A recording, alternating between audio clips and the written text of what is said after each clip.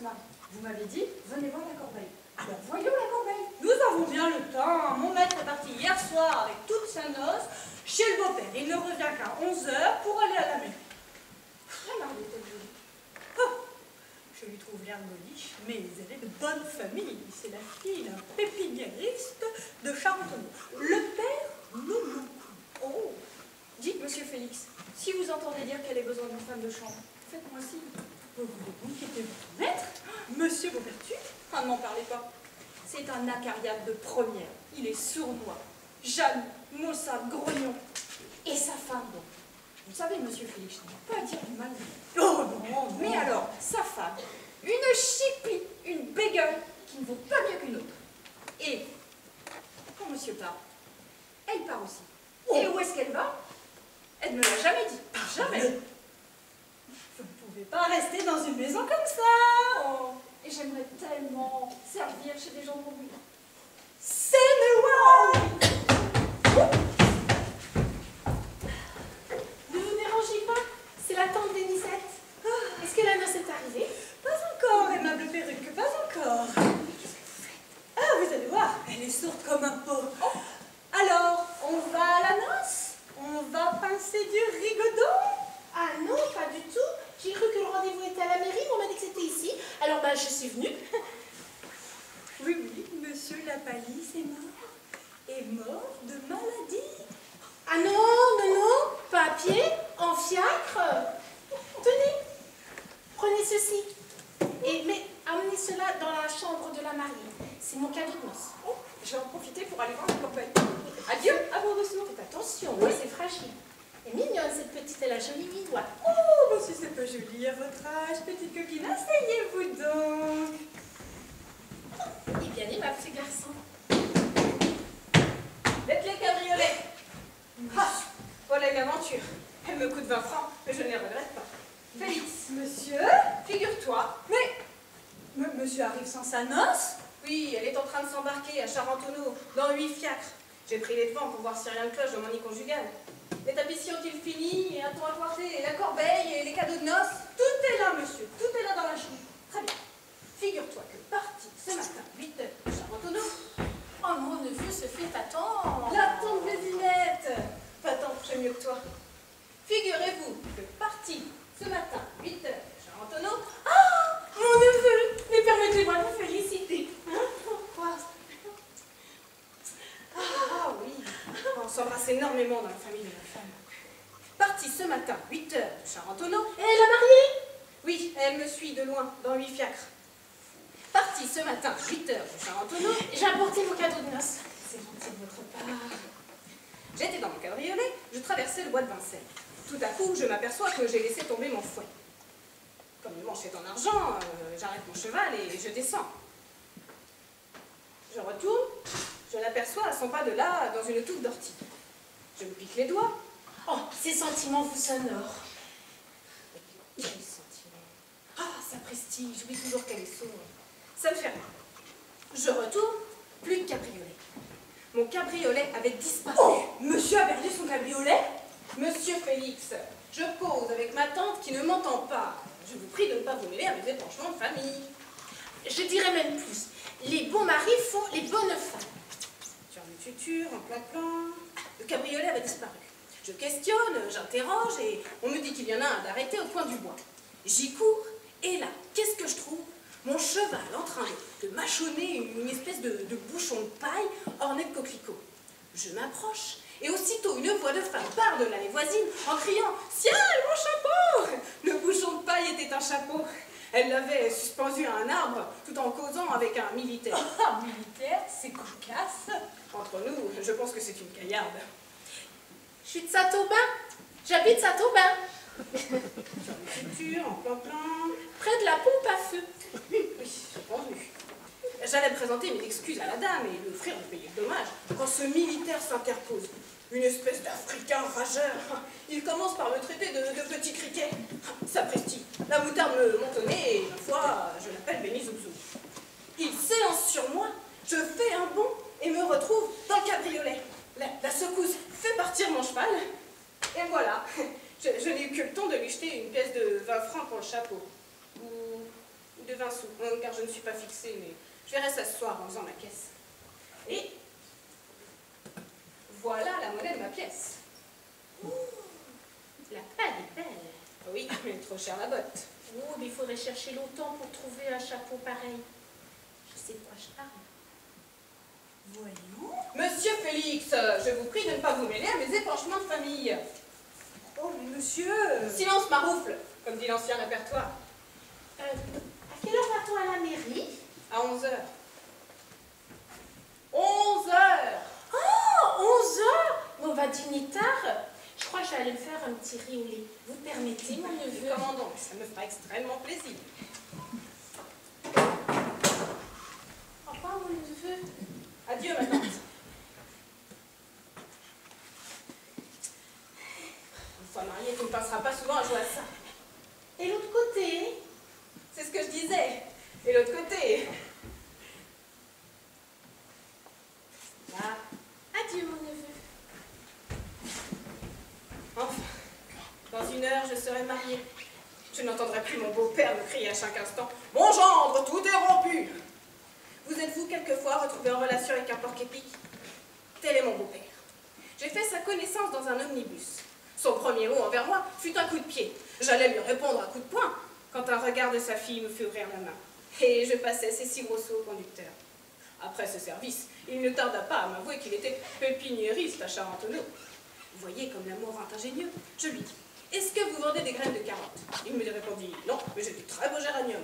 Combien le pot? 4 francs. Marchons. » Arrivé chez lui, je choisis 4 pots et je lui demande la main de sa fille. « Mais qui êtes-vous donc? J'ai 22 francs de rente. Sortez, par jour. Asseyez-vous donc. » Voyez la laideur de son caractère. Et à partir de cet instant, je fus conviée à partager sa soupe aux choux en compagnie du cousin Bobin, une espèce de grand dadais qui a la manie d'embrasser tout le monde, surtout ma femme. On me répond à ça, bah, ils ont été élevés ensemble, et alors, ce n'est pas une raison. Et une fois mariée, et oui, mariée, elle est si gentille, mon Hélène, sous sa couronne de mariée.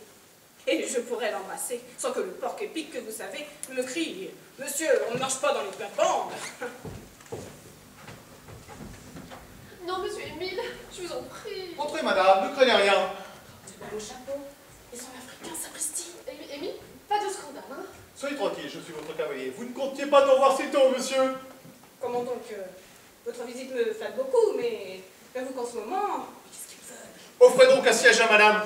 Ah, pardon. Madame désire s'asseoir. Je ne savais pas. Oh, il ce que j'attends. Vous avez un cheval qui marche bien, monsieur? Pas mal, merci. Est-ce que vous l'avez suivi à pied? Du tout, j'ai fait monter mon brossard derrière votre voiture. Ah, si j'avais su. J'avais mon fouet. Si vous aviez su... Je l'aurais prié de monter dedans. Ah, mais il m'agace, l'Africain. Oh, Émile, le temps se passe. Abrégeons cette visite. Je suis tout à fait de l'avis de madame. Abrégeons. J'attends ma noce. Monsieur, vous auriez grand besoin de quelques leçons de savoir-vivre. Lieutenant, j'ai fait mes classes. Vous nous avez quittés fort impoliment dans le bois de Vincennes. Eh ben, j'étais pressée. Et vous avez perdu par mégarde, sans doute, cette petite pièce de monnaie. 20 sous. C'était 20 sous. Eh bien, je m'en doutais. C'est une erreur. Tenez. Qu'est-ce que c'est que ça? Eh bien, 20 francs pour le chapeau. Monsieur! C'est juste, j'ai promis à madame de rester calme. Mais pardon, j'ai cru que c'était le prix. Est-ce 3 francs de plus? Je ne suis pas à ça près.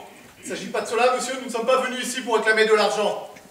Non, mais alors, quoi? Des excuses, monsieur. Des excuses à madame. Des excuses, moi? C'est inutile, je vous en dis. Du tout, je suis votre cavalier. Qu'à cela me tienne, qu'à vrai dire, ce ne soit pas moi, personnellement, qui ai mangé votre chapeau. Et encore, madame, êtes-vous bien sûr que mon cheval n'était pas dans son droit en grignotant cet article de mode? Vous dites? Eh bien, écoutez, pourquoi madame se promène-t-elle dans les forêts avec des militaires? Pourquoi accroche-t-elle ses chapeaux dans les arbres? C'est très louche, ça, madame. Oh, monsieur! Que voulez-vous dire? Apprenez que monsieur Tavernier, Qui ça, Tavernier? C'est moi, monsieur. monsieur Tavernier est mon cousin. Nous avons été élevés ensemble. Et si j'ai consenti à prendre son bras, c'est pour lui parler de son avenir, de son avancement, pour lui faire de la morale. Sans chapeau. Morbleu!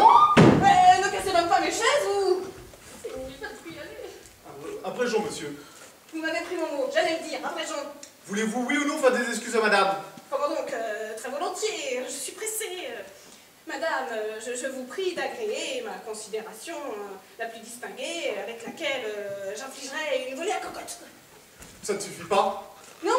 Eh ben, j'enverrai aux galères à perpétuité. Hein? Monsieur! Mais ne cassez donc pas mes chaises, vous! Ce n'est pas tout! Attendez, attendez, nous descendons. Oh, Christy, le beau-père. Si je trouve une femme ici tout est rompu. Oh non, surprise chez un étranger, que devenir? Madame, permettez. Monsieur, Renvoyez ces gens-là, nous reprendrons cet entretien plus tard. Mon gendre, tout est rompu. Vous vous conduisez comme un pas de coquet. mais papa! Silence, ma fille. Et qu'est-ce que j'ai fait? Toute la noce est en bas, 8 fiacres. Un coup d'œil magnifique. Et alors? Eh ben, vous devez nous recevoir en bas d'escalier. Pour nous embrasser. Faites des excuses à ma fille. Mais papa! Silence, ma fille. Monsieur, des excuses. Ah, j'en sortirai pas. Mademoiselle, je vous prie d'agréer ma considération la plus distinguée et mes plus plates excuses. Autre chose. Pourquoi êtes-vous parti ce matin de Charentonneau sans nous dire adieu? Il n'a embrassé personne. Silence, Robin. Dame, vous dormez? Pas vrai, je tirais les bottes. C'est parce que nous sommes des gens de la campagne, des paysans? Des pépiniéries. Ça n'en vaut pas la peine? Hein? Comme le porte-képique se développe. Vous méprisez déjà votre famille? Oh, beau-père! Oh, mais purgez-vous, je vous assure que ça vous fera du bien. Ah, le mariage n'est pas encore fait, monsieur. On peut le rompre. Moi, je me laisserai pas marcher sur les pieds, hein. Aïe. Oh. Ça se fait en marchant, papa. Ce que j'ai des souliers vernis, hein. Ça me blesse, ça m'agace, ça me turlupine. Oh, Christy. Tiens, mais qu'est-ce qu'elle a donc?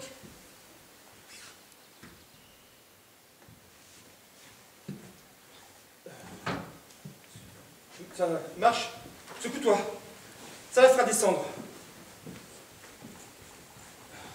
J'ai une épingle dans le dos, ça me pique. Attendez ma cousine. Tiens. Monsieur, restez chez vous. On ne marche pas dans les plates-bandes. Mais c'est ma cousine. C'est permis. Ah, c'est permis.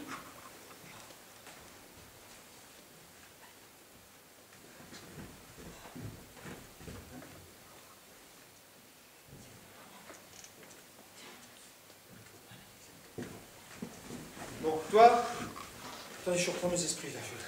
Avec vous là. Bon, toi, rentre là. Ah non, certainement pas, pas par là. Pourquoi? Mais parce que c'est plein de serruriers. Oh, bon, ben écoute, voilà, une secoue, hop, dans l'autre sens, une secoue, voilà, ça descend. Voilà, ici. Bon, et puis, moi, il faut que je mette des chaussons de lisière, hein, j'y tiens plus. Ah, non, mais pas par là, hein. Mais pourquoi? Je vais vous dire, c'est plein de fumistes. Monsieur, vous logez donc tous les corps d'État? Hein? Bon. Bon. Alors, filons. Allons tous à la mairie. Bobin, tu prends le bras de ta cousine. Mon gendre, vous me suivez. Et on va à la mairie. Allez, hop. Les autres qui sont là. Je vous suis, hein, le temps de prendre mes gants, mon chapeau. Venez, madame. Vous ne pouvez pas rester chez moi. Allons, monsieur. Allez, décampons. Alors ça, c'est comique. C'est très comique. Une dame qui va faire manger son chapeau dans le bois de Vincennes avec un militaire. Et en plus, il ressemble drôlement à celui de madame. D'où sort celle-là? Il faut que je sache. Mais c'est ma femme de chambre, nous sommes perdus. Renvoyez cette fille ou je vous tue. Sacrebleu. 20 ans. Mais monsieur, Mais va-t'en, je te tue. Mais quelle est cette créature? Que signifie? Oh, alors bon, elle se trouve mal. Anaïs, Rendez-vous chez vous, madame.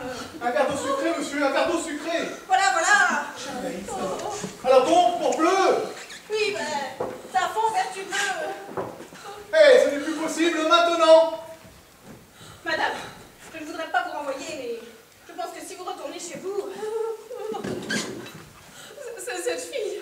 Oui, eh bien, madame. Cette fille est ma femme de chambre. Elle a reconnu le chapeau. Elle va tout raconter à mon mari. Un mari! Ah, saperlotte, il y a un mari. Un jaloux, un brutal. Si je rentre sans ce maudit chapeau, lui qui voit tout en noir, il pourrait croire des choses. Jaune? Oh, j'ai perdu le contrôle. J'en ferai une maladie. Ah non, non, non, pas ici, madame, pas ici. L'appartement est très malsain.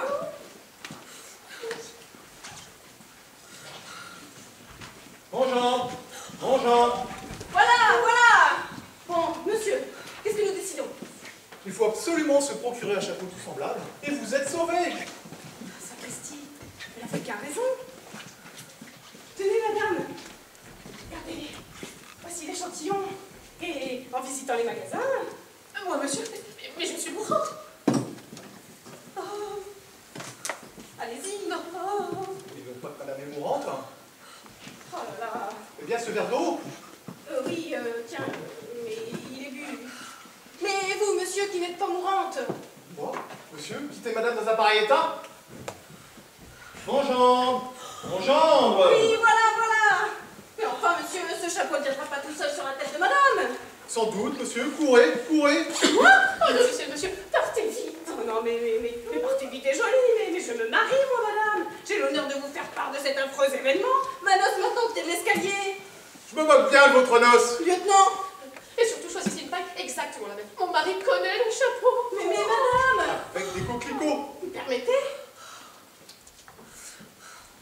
Nous l'attendrons ici 15 jours, un mois s'il le faut. Oh là là là là. Le seul qu'il me faut galoper après un chapeau de paille, sous peine de placer ma noce en état de vagabondage. Ah, vous êtes gentil. Eh bien, monsieur, partez-vous. Oui, je pars, monsieur, mais léchez mes chaises. Ne touchez à rien, sapristi. Bon, je cours chez la première modiste et... Mais qu'est-ce que je vais faire de ma noce? Et le maire qui nous attend? Mon gendre vous attend, mon gendre. Oui, je vais tout côté au bout. Pas un mot, vous êtes mort. Bah, vous êtes gentil, hein? Mon gendre, dépêchez-vous. Mon gendre, tout est rompu. Oui, partons. Attendez, je voudrais vous déposer mon myrte. Mais non, n'entrez pas. Pourquoi? Laissez